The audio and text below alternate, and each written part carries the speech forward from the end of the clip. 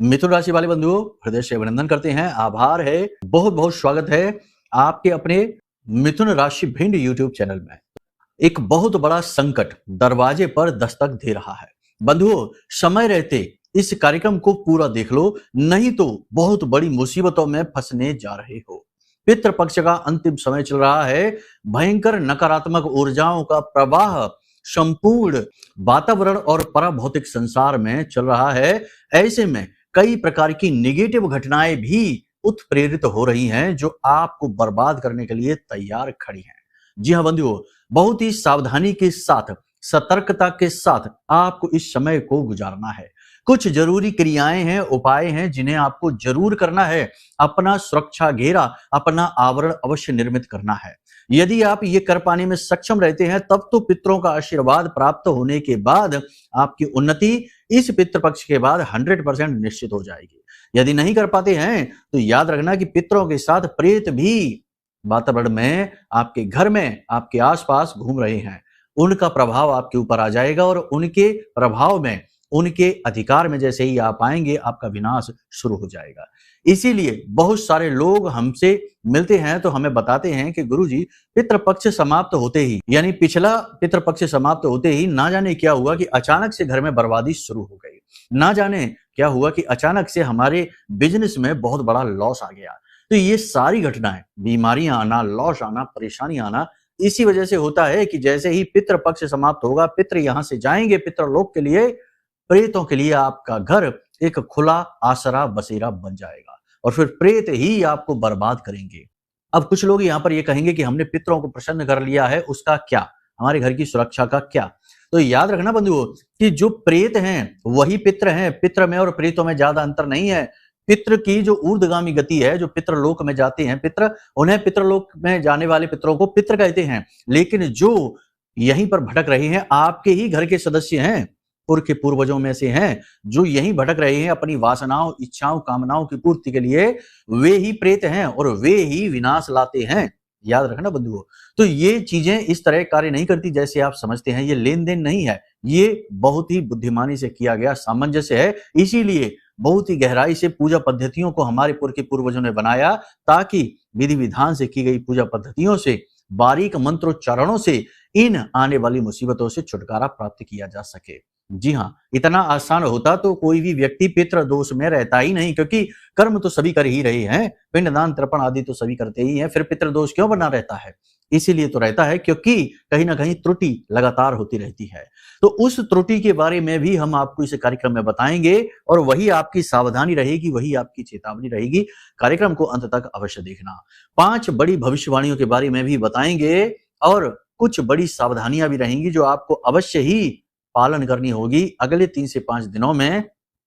तो आप नकारात्मक घटनाओं के घटने से बच जाएंगे, परेशानियों मुसीबतों से बच जाएंगे। यकीन मानिए बंधुओं कि आज आप इस कार्यक्रम पर आए हैं, 100% आपके आराध्य देव, आपके देवी देवताओं का आप पर आशीर्वाद है, जो आप इस कार्यक्रम को यहां तक देख पा रहे हैं और आगे भी इसे पूरा देखेंगे और इसमें बताई गई बातों को समझेंगे। क्योंकि कोई भी इस तरीके की बातें नहीं करता है। लोग मीठी मीठी चिकनी चुपड़ी बातें करते हैं जो सुनने में बहुत अच्छी लगती हैं और आनंद आता है, लेकिन जीवन में ठीक उसका उलट चल रहा होता है। ऐसी बातें करके लोग निकल जाते हैं, लेकिन हमारा काम है शुद्ध ज्ञान को, असलियत को बताना। और याद रखना कि इस कलयुग में असलियत बहुत बदसूरत है।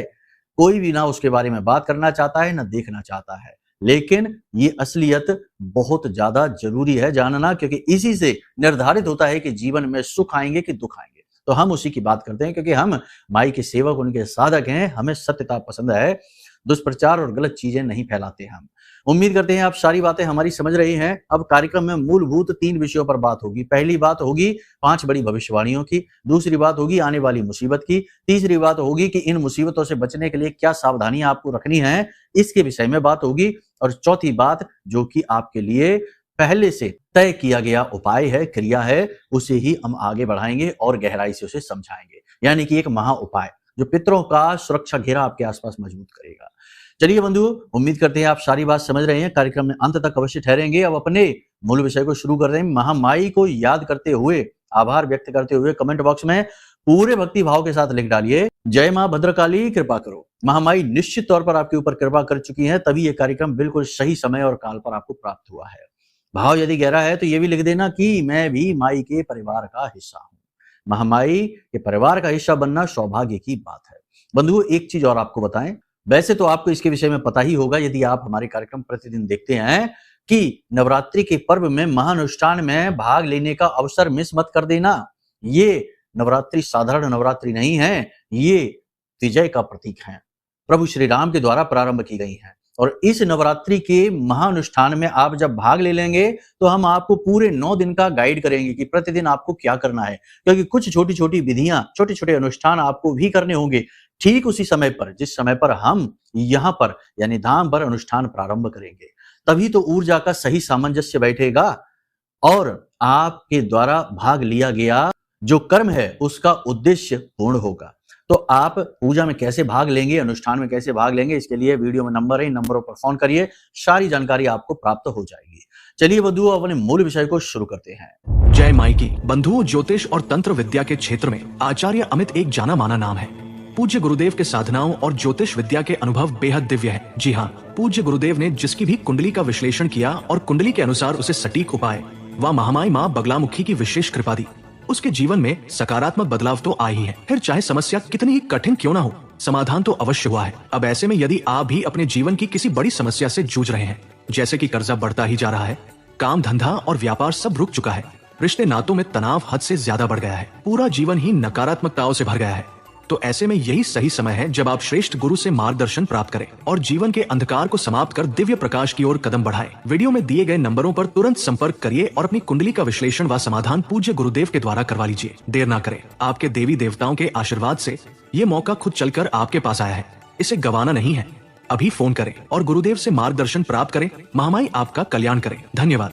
सबसे पहले बात करते हैं परिवार की। परिवार में वातावरण थोड़ा सा नेगेटिव रहेगा। आपके परिचित के कुछ लोग हैं जो इस प्रकार की बातें करेंगे जिन बातों को सुनकर आप हतोत्साहित महसूस करेंगे। नकारात्मकता आपके मन में घर करेगी और आपका मनोबल थोड़ा सा कमजोर होता सा आपको महसूस होगा। हालांकि बड़ी जल्दी ही आप अपने आप को रिचार्ज कर लेंगे, बड़ी जल्दी ही अपने आप को समझा लेंगे, लेकिन ऐसी स्थिति में मन में कहीं ना कहीं थोड़ा बहुत कन्फ्यूजन की स्थिति अवश्य उत्पन्न होती है। कारोबार से जुड़ी हुई योजनाओं को टालने की अभी आवश्यकता नहीं है। योजना जो आप बना रहे हैं उसे आप अपने हिसाब से अच्छी तरीके से प्लान करिए, उसका मंथन करिए, सही अन्वेषण करिए और उसके बाद जैसे ही पितृपक्ष प्रारंभ होता है तो आप अपने कार्यालय में, अपने काम में, अपनी नौकरी में, अपने बिजनेस में बदलाव अवश्य लेकर आइए। आप जो प्लान कर रहे हैं वो बिल्कुल सही है, अवश्य ही आप इसमें बदलाव, जैसे कि कुछ लोग हैं जो कि नौकरी में बदलाव करना चाहते हैं, नौकरी छोड़ना चाहते हैं, दूसरी नौकरी प्राप्त करना चाहते हैं। कुछ लोग हैं जो व्यवसाय के स्थल पर कोई परिवर्तन करना चाहते हैं, कुछ लोग हैं जो नए व्यवसाय को प्रारंभ करना चाहते हैं और कुछ हैं कि जो नए व्यवसाय में किसी प्रकार का निवेश करना चाहते हैं, एक्स्ट्रा इनकम जनरेट करना चाहते हैं। तो आप ये सारी क्रियाएं नवरात्रि प्रारंभ होते ही कर सकते हैं, शुभ समय की वे शुरुआत होगी। फिर भी हम आपको यहाँ पर एक बात बता दें कि कोई भी महत्वपूर्ण फैसला अपने जीवन के बारे में लेने से पहले एक बार अपनी कुंडली अवश्य दिखवा लेना, क्योंकि कभी कभी ऐसा होता है कि ग्रह नक्षत्र तारे जो गोचर चार्ट है वहां तो अच्छा बता रहे हैं कि सब कुछ ठीक होगा, जैसे कि बुध आदित्य राजयोग बना हुआ है, ये ठीक है, लेकिन आपकी जन्मपत्री में स्थितियां ठीक इसके उलट होती हैं, यानी कि वही बुध आपकी जन्मपत्री में खराब स्थिति में बैठा है, आपको परेशान कर रहा है। वही सूर्य आपकी जन्मपत्री में खराब बैठा है, राहु से ग्रसित चल रहा है, उस पर भी ग्रहण लगा हुआ है, तो वह भी देखना आवश्यक है। ऐसे में यदि आप कोई कार्य कर लेते हैं तो घाटा होना, लॉस होना निश्चित है। तो आप अपनी कुंडली, अपनी जन्मपत्री अवश्य दिखवा लें। कुछ लोग यहाँ पर ये कहते हैं कि गुरुजी हमें तो अपना डिटेल ही नहीं पता है, डेट ऑफ बर्थ नहीं पता है, जन्मपत्री का कुछ नहीं पता, तो क्या करें? तो इसके लिए देखो वीडियो में नंबर है, इन नंबरों पर फोन करिए, आपको सब मार्गदर्शन मिलेगा, समस्या का समाधान मिलेगा, 100% इस बात की गारंटी है। कैसे मिलेगा ये हम आपको बताएंगे। आपका कोई रिश्तेदार है जिससे आपका खून का रिश्ता है, जैसे कि आपका बेटा बेटी है, भाई है, भतीजा है, कोई भी रिश्तेदार है, उसकी डिटेल के आधार पर आपकी कुंडली बनाई जा सकती है और आपको सही मार्गदर्शन दिया जा सकता है। ये भी एक तरीका, एक प्रश्न कुंडली होती है, एक चेहरे का यानी फेस रीडिंग करके भी होता है। तो बहुत सारे तरीके हैं, बस यूं ही बैठे ना रहिए हाथ पर हाथ धरे, आगे बढ़िए, समझिए चीजों को और फिर सही निर्णय लेकर अपने जीवन में बदलाव लेकर आइए। तो इसके लिए कदम तो उठाना ही पड़ेगा। ये हमारी एक औपचारिक सलाह है, बाकी मानना ना मानना आपकी मर्जी है। मन में यदि कोई संशय आ जाए कि अरे नहीं ये तो ये है वो है, तो बिल्कुल भी कोई बात करने की जरूरत नहीं है, बिल्कुल भी फोन ना लगाएं, क्योंकि जहां शक हो गया, संशय हो गया, विश्वास ही समाप्त हो गया, वहां तो विष का वास हो गया, और विष केवल नकारात्मकता लाता है। ये केवल आवाहन है जो हम करते हैं, प्रचार नहीं है। प्रचार अलग होता है, आवाहन अलग होता है। एक सत्पुरुष का, एक साधक का ये धर्म है कि वह अच्छी चीजों के लिए लोगों को प्रोत्साहित करे, आवाहन दे उनको कि आइए करिए ये काम। बाकी हर चीज में भेद निकालना, हर चीज को नकारात्मक बना लेना, ये तो कुतर्कियों का काम है। तो अगर कुतर्की विचारधारा के व्यक्ति हैं तो आवश्यकता नहीं है, हम आपका कोई समाधान नहीं करवा पाएंगे, पहले ही चीजें बता देते हैं। कोई शब्द यदि आपको कठोर लग रहा हो हमारी वाणी से, तो इसके लिए हम क्षमा प्रार्थी अवश्य रहेंगे, परंतु गलत मार्ग पर ले जाने से बेहतर है कि वहीं रोक दिया जाए। ठीक है, इसलिए ये सारी चीजें हम आपको बताते हैं। सरकारी कार्यों में आपको मदद मिलनी प्रारंभ होगी, ये बात निश्चित है, इसमें कोई बुराई नहीं है, कोई संशय नहीं है। सरकार की तरफ से मदद मिलेगी। सरकारी नौकरी कर रहे हैं, उसमें किसी प्रकार की अड़चन है तो वहां राहत मिलनी शुरू होगी। कोर्ट कचहरी का विवाद है, उसमें गति आ जाएगी। मन में उत्साह उमंग अपने स्तर पर अवश्य रहेगा, लेकिन आपके आसपास के लोग हैं वो आपको पल प्रतिपल परेशान करने में कोई कसर नहीं छोड़ने वाले हैं। तो उनका आप समाधान निकाल लेना कि कैसे करना है, यानी उनसे आप दूरी बना लीजिए, अपनी बातें शेयर न करिए, मन की बातें किसी को ना बताइए, अपने आप में ही रहिए, आत्म मंथन करिए। ये सारी चीजें आपके लिए अत्यंत अनिवार्य हैं। कोई नौकरी की तैयारी कर रहे हैं तो नौकरी मिलने की पूरी आशंका, पूरे विचार बन रहे हैं, अगले 3 से 5 दिनों में नौकरी मिल सकती है। कोई ना कोई ऐसा मौका, अवसर आपको अवश्य प्राप्त होगा। आर्ट के प्रति, कला के प्रति आपका रुझान बढ़ सकता है। आप संगीत सुन सकते हैं, नृत्य कर सकते हैं, पेंटिंग, ड्राइंग, ऐसी किसी विशेष कला में आप अपने मन को रमाएंगे, और ये बहुत अच्छी भी बात है। कुछ लोग योग प्राणायाम की ओर अपनी रुचि बढ़ाएंगे, ये भी बहुत आवश्यक है। और कुछ लोग धर्म के प्रति यानी मंदिर जाएंगे, पूजा पाठ अनुष्ठान करेंगे, ये बहुत अच्छी चीज है। दाम्पत्य जीवन में थोड़ी बहुत तनाव की स्थिति बन सकती है। जीवन साथी के मन को समझकर आपको व्यवहार करना है तो कोई परेशानी नहीं आएगी। हालांकि आपका जीवन साथी बुरा नहीं है, लेकिन परिस्थितियां ऐसी हैं कि आपको ऐसा महसूस होगा कि वो आपके ऊपर ध्यान नहीं दे रहे हैं। रिश्तेदारों के साथ संबंध खराब होंगे, क्योंकि आपने यदि अपना धैर्य पर नियंत्रण खो दिया और बातों का जवाब देना शुरू कर दिया तो रिश्तेदारों से बात खराब हो जाएगी, संबंध भी बिगड़ जाएंगे। कार्य क्षेत्र की बात करें तो कार्य क्षेत्र पर काम का दबाव बढ़ेगा, आपके ऊपर दबाव बनाया जाएगा जिससे तनाव बढ़ेगा, लेकिन आपको किसी के साथ दुर्व्यवहार नहीं करना है, वाणी पर नियंत्रण रखना है, उच्च अधिकारियों को ही नहीं समझाने लगना है, उच्च अधिकारियों की सुनना है, हाँ में हाँ मिलाना है, और जितना हो सके उतना सहयोगी स्वभाव ही रखना है। हाँ, हम ये नहीं कहते कि अपने आप को झुका दो, अपने आप को नहीं झुकाना है, लेकिन काम करने के तरीके यही होते हैं कि जैसा वातावरण है, जैसी स्थिति है, वैसे ही ढलकर कार्य को करिए तो जीवन में सरलता रहती है। अन्यथा अनावश्यक तनाव, अनावश्यक प्रेशर आपके ऊपर क्रिएट होगा जो आप सह नहीं पाएंगे।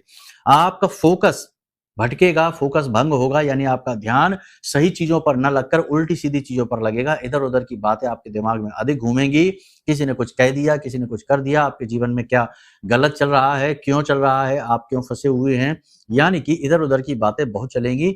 मूल विषय से आप बहुत ज्यादा भटकेंगे, ये बिल्कुल भी ठीक नहीं है। स्वास्थ्य को लेकर भी थोड़ी बहुत परेशानियां रहेंगी, मांसपेशियों में दर्द रहेगा, गले और छाती में किसी प्रकार का इन्फेक्शन हो सकता है, सिर में भी दर्द और बाल झड़ने की समस्या आपको महसूस हो सकती है, दांत में भी दर्द आपको हो सकता है, तो थोड़ा सा इस सब के लिए आप अलर्ट रहना। जितना हो सके उतना यथार्थवादी बनिए, जीवन में जो चल रहा है उसका सही आकलन करिए और उसका तोड़ निकालने की कोशिश करिए, ना कि ये कि बस विचारों में ही खोए हैं कि आने वाले समय में क्या करेंगे, पहले हमारे साथ कैसा था, वैसा था, अब क्या हो गया। ये सारी चक्करों में आप न पड़िए। कहने का मतलब ये है कि अपने आप को केंद्रित करिए, अपना फोकस बढ़ाइए, क्योंकि फोकस आपका भंग हो सकता है। किसी प्रकार के आकर्षण, यानी कि खास तौर से शारीरिक आकर्षण की ओर, यानी कि विपरीत लिंगी के प्रति बिना मतलब का आकर्षण यदि आपके मन में उत्पन्न होता है, जो कि होगा ही, क्योंकि शुक्र केतु का मेल है, तो कहीं ना कहीं आपको अपोजिट जेंडर की ओर जरूर से ज्यादा आकर्षण महसूस होगा। तो ऐसी स्थिति में आत्मनियंत्रण ही सर्वश्रेष्ठ सलाह है जो आपको हम देना चाहेंगे। अपने ऊपर आप नियंत्रण बनाकर रखें। ये स्थिति कुछ समय तक रहेगी, लेकिन जब ये ग्रह बदल जाएंगे तो आप फंस जाएंगे, यानी कि ऐसी ग्रह स्थितियां बनती हैं जीवन को लांछन देने के लिए। जो फंस जाते हैं उनके जीवन में लांछन आते हैं। पेट की कमजोरी भी आपको परेशान कर सकती है, यानी खाना ठीक से डाइजेस्ट नहीं होगा, दस्त वगैरह लग सकते हैं, पेट में दर्द रह सकता है, परेशानी हो सकती है, खान-पान पर ध्यान दें, यह बेहद आवश्यक है। किसी के साथ कोई बहस के चक्कर में ना पड़ें।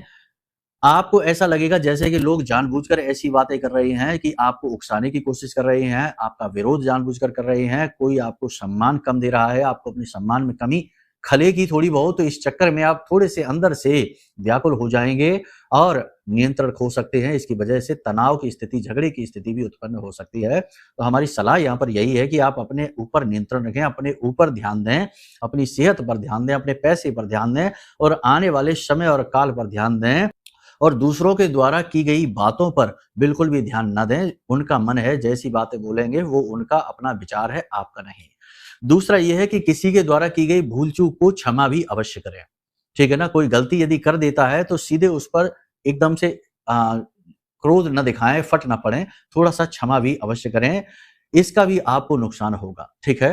तो यहाँ तक सारी बातें हमने आपको बताई है। ये सारी चीज़ें आपके ग्रह नक्षत्रों के आधार पर ही आपको बताई जा रही हैं।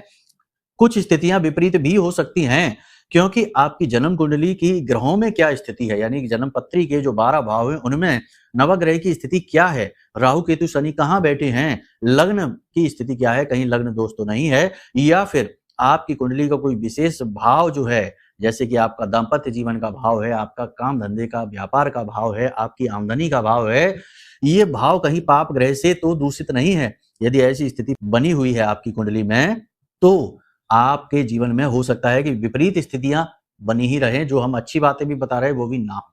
तो इसके लिए कुंडली आकलन सर्वश्रेष्ठ समाधान है, इसे अवश्य करवा लेना। फिर से बात वही है कि आवाहन है ये केवल हमसे कराएं या किसी और से करा लें, हम नहीं कहते कि हमसे ही कराएं, लेकिन करा अवश्य लें, इससे आपको वास्तविकता पता चल जाएगी, ठीक है?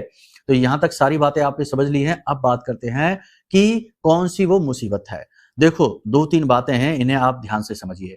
सबसे पहली चीज तो ये है कि आप अपने घर को कील कर रखिए, घर का कीलन अवश्य करिए। ये बहुत ज्यादा जरूरी है इस समय पर। कैसे होगा घर का कीलन? बहुत सारी विधियां हैं, बहुत सारे तरीके हैं, हजारों तरीके हैं जो अलग अलग शास्त्रों में बताए गए हैं। लगभग सभी तरीके कार्य करते हैं, ऐसा नहीं कि कोई तरीका कार्य नहीं करता, लेकिन गुरुओं के मार्गदर्शन से ये कार्य किया जाता है तो ज्यादा फलित होता है। अब हम तो आपके घर नहीं जा सकते, तो हम आपको सरल तरीका बता देते हैं। आपको अपने घर के सभी कोनों में एक एक लौंग का जोड़ा रखना है। ये बहुत ही सरल तरीका है, इसमें 2 क्रियाएं करनी पड़ती हैं, ठीक है?